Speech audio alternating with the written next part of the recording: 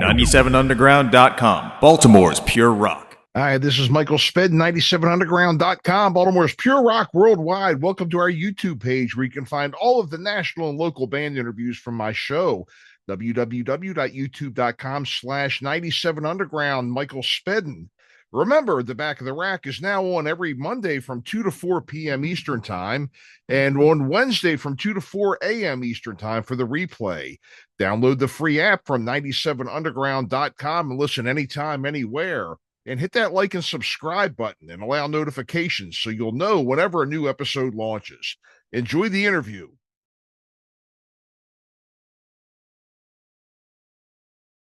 Hey folks, Michael Spedden here. Today we spoke with Trapp Hill Collision. We had a great time talking to these guys. They're a horror punk rock band out of Winchester, Virginia. I had Josiah, Libby, and Rocky McIntire on with us. We were talking quite a bit about their band history, some of their songs, the things they like to write about.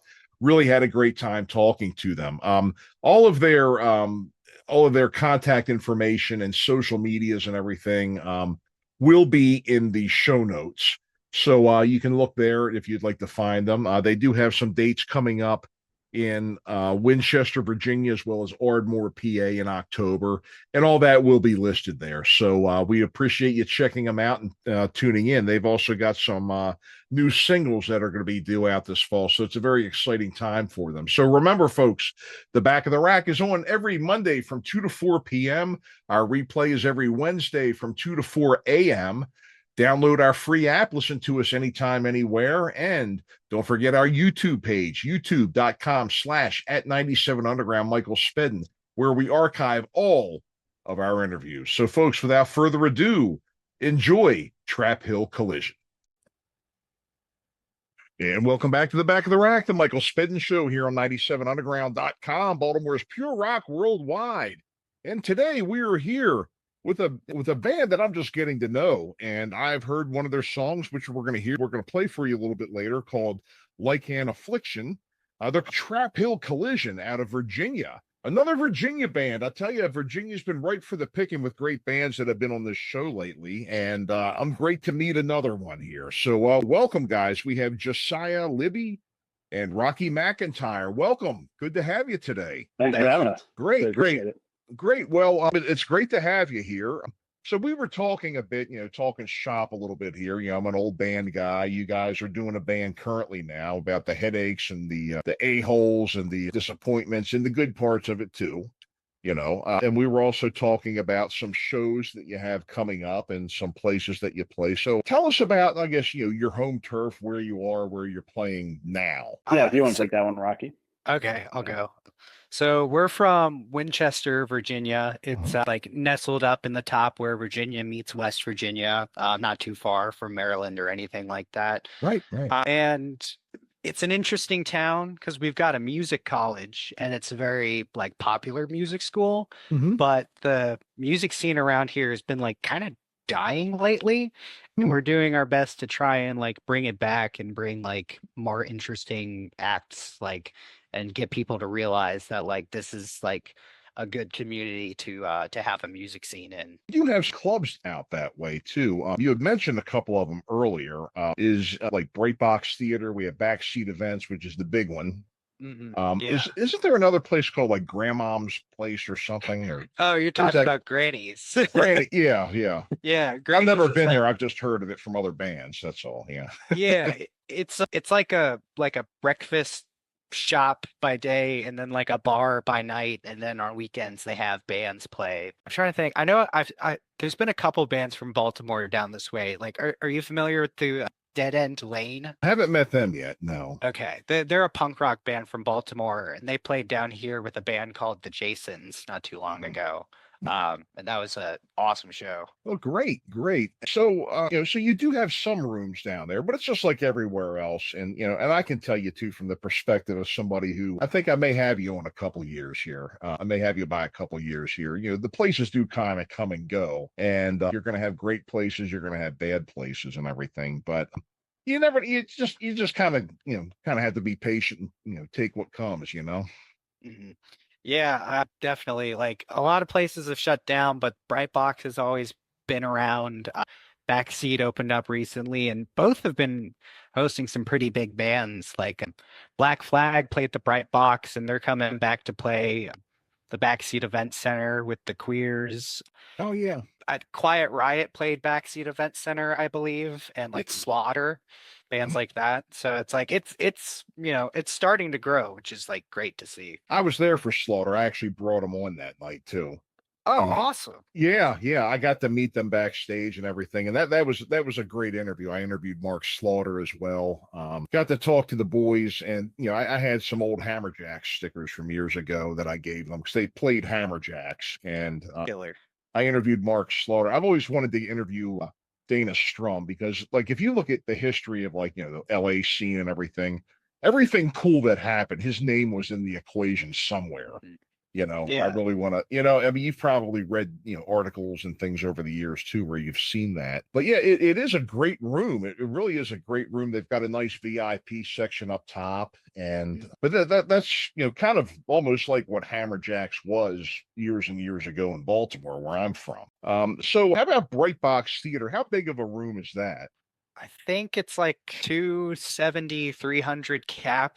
Like it's not a huge room. Right. But it's like a decent sized club.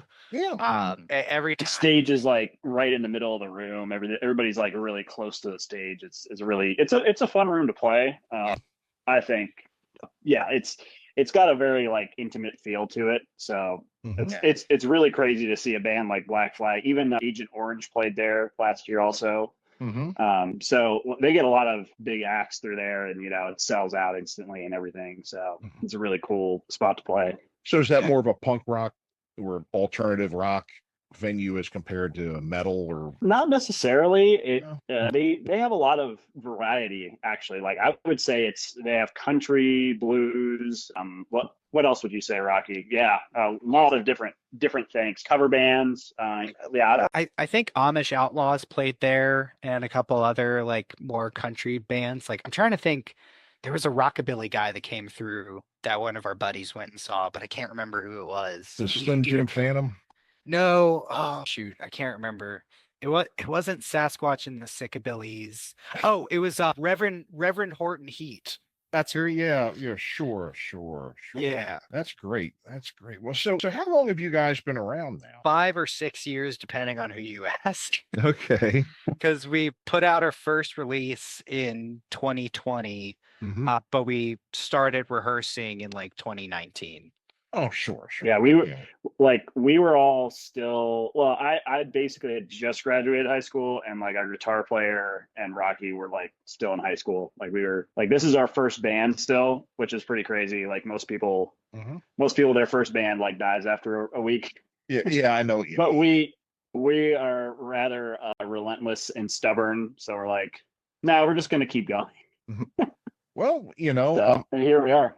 Right. Now, you had mentioned earlier, I think before we had started, the interview, really, you had mentioned that you had lost a drummer along the way. Has the lineup pretty well stayed intact besides that, or have you had a lot of people in and out? So we've had a lot of people in and out, and they were all drummers.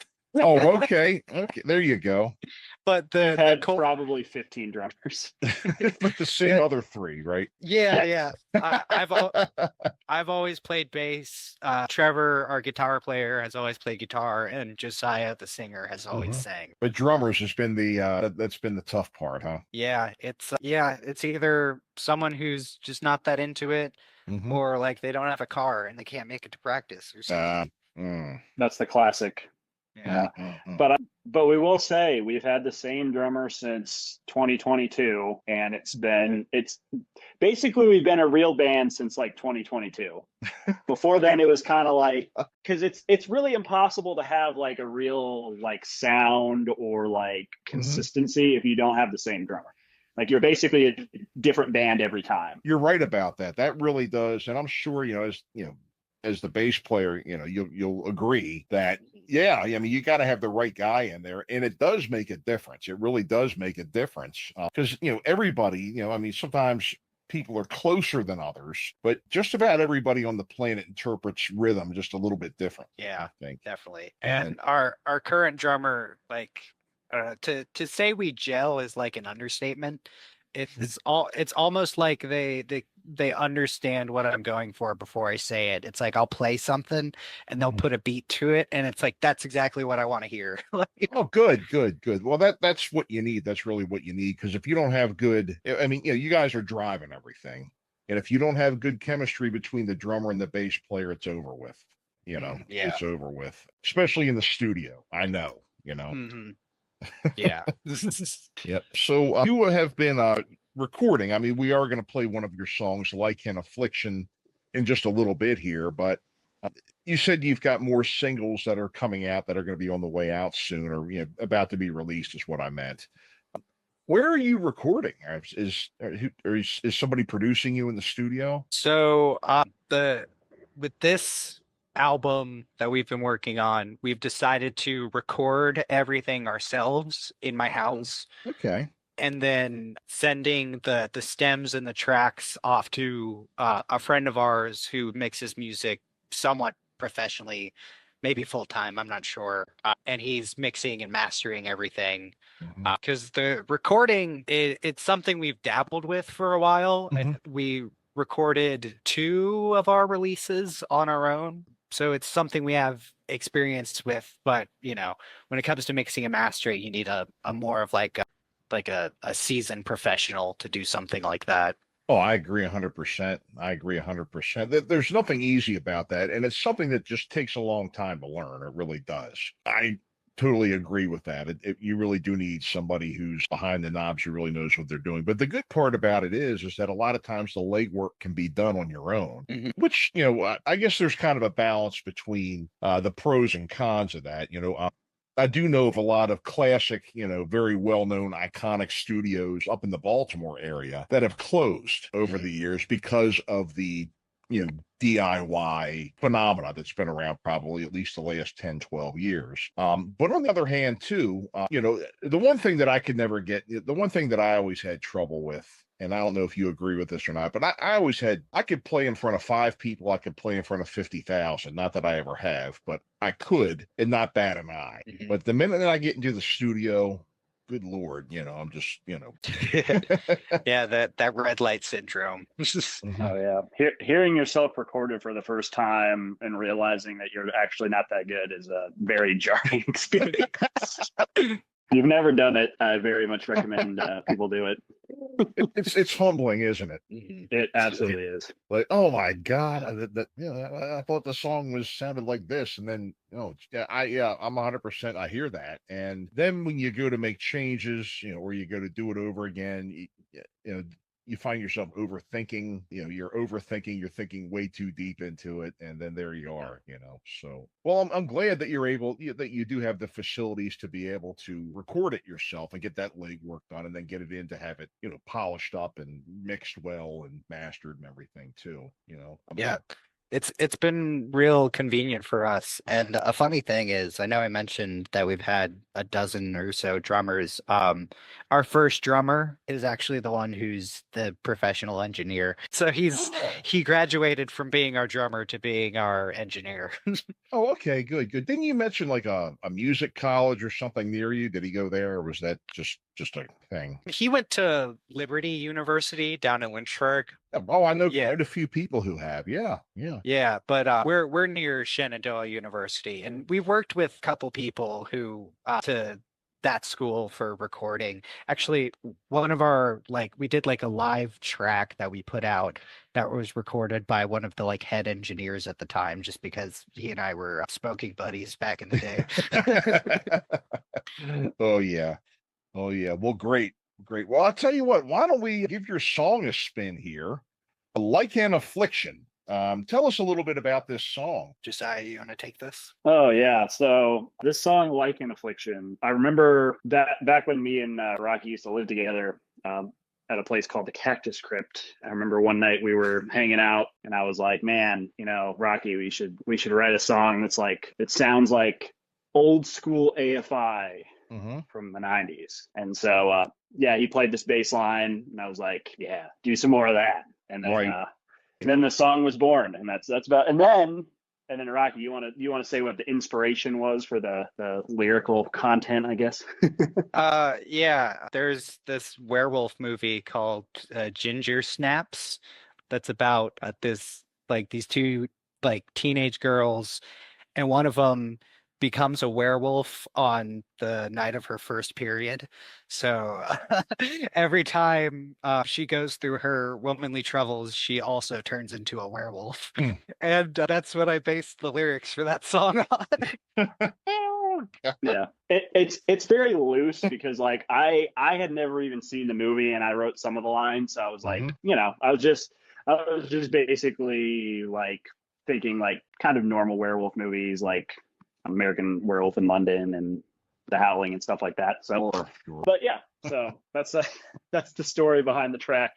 That's not to peel back the curtain too far, but sure. Well, you know what the thing is too is that I got to be honest here. My folklore and cryptozoology vocabulary is not up to snuff, and I didn't know what a lichen was. I thought Lycan Affliction. I thought it was a drug, like an addiction thing or something. So, but Lycan, it sounds like a drug, doesn't it?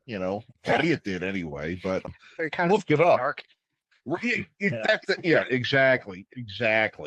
So that's what came to mind when I heard that, when I saw that name, and then I have to go look it up. And there are differences between werewolves and lycans as well. Did you know what some of them were? I don't. Honestly, I just thought Lycan Affliction was a catchy name. Well, hey, it's a great name. But the difference is that lycans are smarter, more muscular. They tend to be religious when werewolves come from witchcraft. Harder to kill. You can't use silver bullets or silver spikes to kill them. And you actually have to sever their spine. And they don't need the full moon. They can come at any time. So I just thought that was an interesting point to throw in there. So, well, let's give it a spin. Here it is.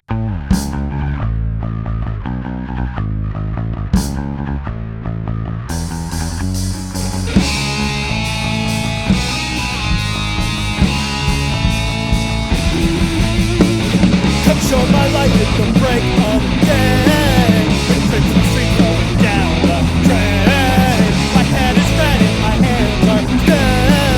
I'm still a flat out fire. Bang! Blood was compelled to consume. Howling at the moon. Violation in cottage and blue.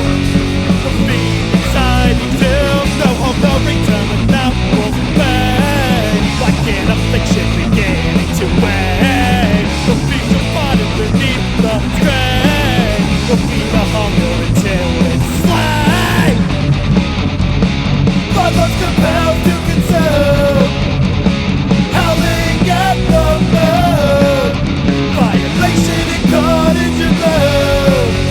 The beam inside is bursting and the seed taking structure of my flesh and bone. Violently contorting, healing everyone I think I know. Shattered glass and needles, let's begin the tap of my tombstone. This isn't me, this isn't us. My soul belongs to the bloodline. Fluttering beneath the autumn moon. Now I open as the open road.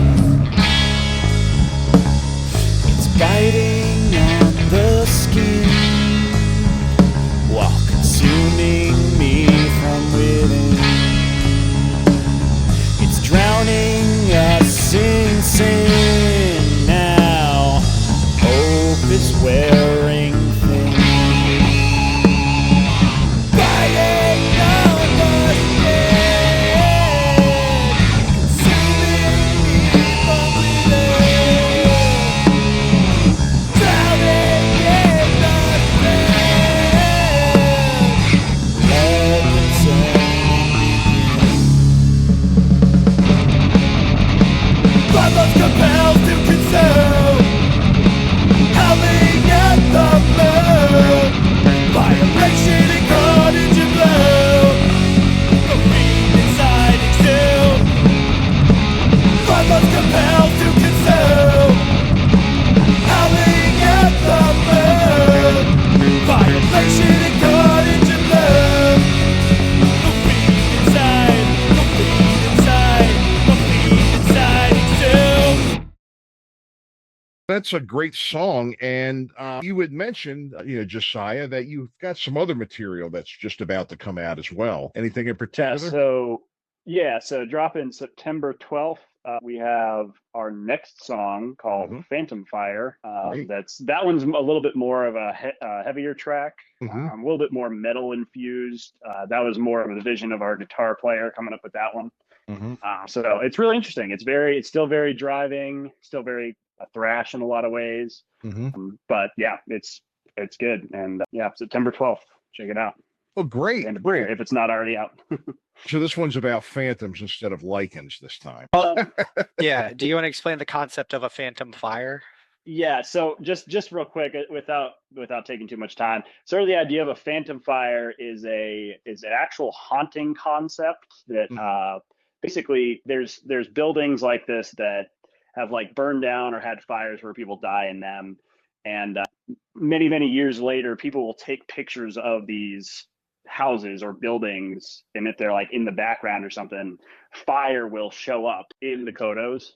Yeah, so it's a thing. Like you can look it up. It's kind of like the orb thing. It's like a known, yeah, it's like a known thing that happens. Is this idea of phantom fire? So that's kind of what the song explores a little bit. Is that idea? And so it's really cool. It's a little bit more, I guess, serious or whatever, but Sure. it's still cool.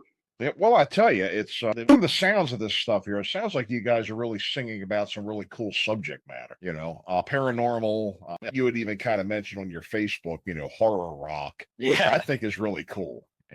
So which kind of brings me around to inspiration, influences. What did you hear growing up that made you want to do this? There's always something.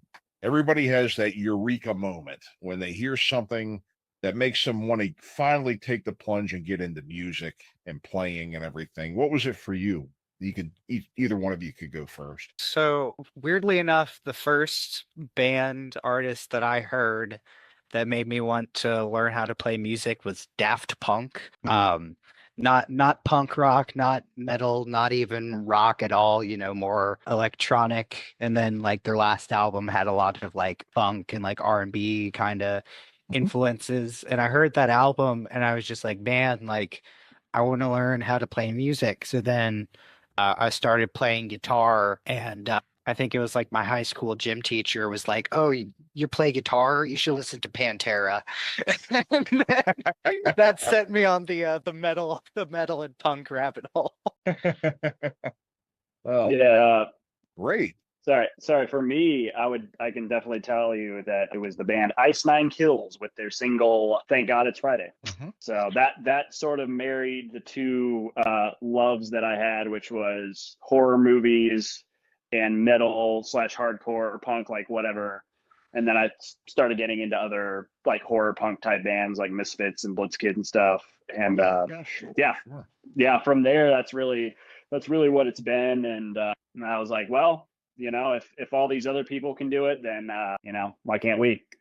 So Sure. it's up. So you had mentioned the influence of horror movies. Now, what genre? I mean, there's so many different eras of horror, and sci-fi ties into it a lot too. What eras, which movies are your favorites? For me, it's anything like John Carpenter is probably the main thing. Like watching The Thing and Halloween, and I don't know.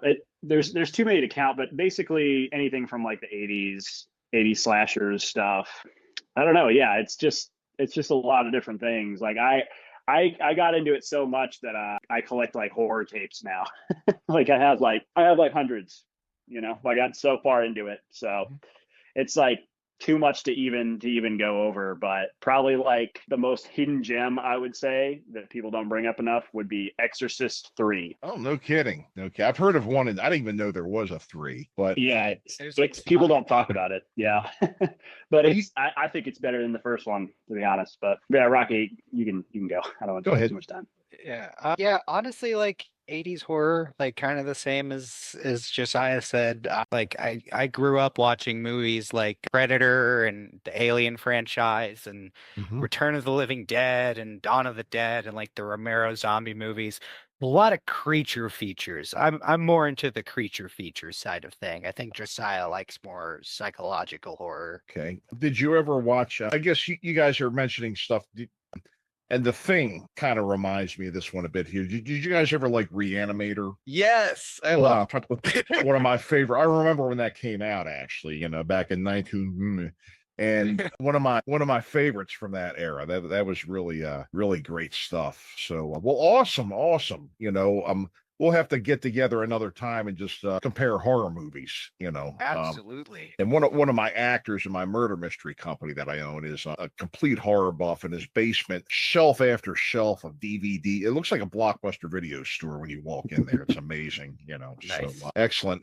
All right. Well, look, while we wrap up here, we're kind of running down on time. Give me your plugs, your socials, shows coming up, all of that stuff. Go ahead. Go. You can find us at Facebook and Instagram at Trapp Hill Collision. That's TrappHillCollison. I know that's a lot of letters, but just remember it's Trapp with 2 P's. Okay. Trapp Hill Collision on Facebook and Instagram, and then also too where you can buy music. You can search for it wherever you buy music online as well, correct? Right, yeah, like Okay. Spotify, Apple, Deezer, all of those, Tidal, everything. Bandcamp, if you want to get a CD, we have CDs on our Bandcamp merch store if you're into physical media like we are. Right. Okay, great. And so you have that. You had mentioned you've got Phantom Fire coming out soon. Then I guess you've got some other ones on the way after that, which you may not be ready to officially mention, but they're in the queue, I guess, right? Right, yeah, we're gonna be steadily putting out music until the album is ready to come out, which is very exciting. And we don't have a specific date on it, but I know our song after Phantom Fire is going to come out around the same time as our hometown show. Mm-hmm. We're playing the Bright Box in Winchester on October 23rd, and we're playing with another horror rock band that are kind of legends in the horror rock scene called Grave Robber. They're coming out from Fort Wayne, Indiana, and also Heroes Unsung, which are from like the DMV area. Wonderful. Well, guys, I appreciate you coming by and spending some time with us today. It was a pleasure meeting you. And folks, get out and check them out. Again, they've got dates in the Virginia area, in PA coming up. So make sure you get out and see them. Another Mid-Atlantic band that we can get behind here on 97underground.com. So guys, thanks a lot. And Thank you for having us. sure. Thanks to Trapp Hill Collision. And we'll be back right after these words. You're listening to The Back of the Rack, the Michael Spedden Show here on 97underground.com, Baltimore's Pure Rock Worldwide. Back. All right, folks, thanks for tuning in and listening, and hope you enjoyed today's interview. Remember, The Back of the Rack is on every Monday from 2 to 4 p.m. Eastern, and our replay is every Wednesday morning from 2 to 4 a.m. Eastern Time on 97underground.com, Baltimore's Pure Rock Worldwide. You can download our free app and listen anytime, anywhere. Also, don't forget our YouTube channel. Hit the like and subscribe button and allow for notifications so you'll be the first to know whenever new episodes air. Thanks for listening. We'll see you next time. Log on and crank it up. The station your mother warned you about. 97underground.com.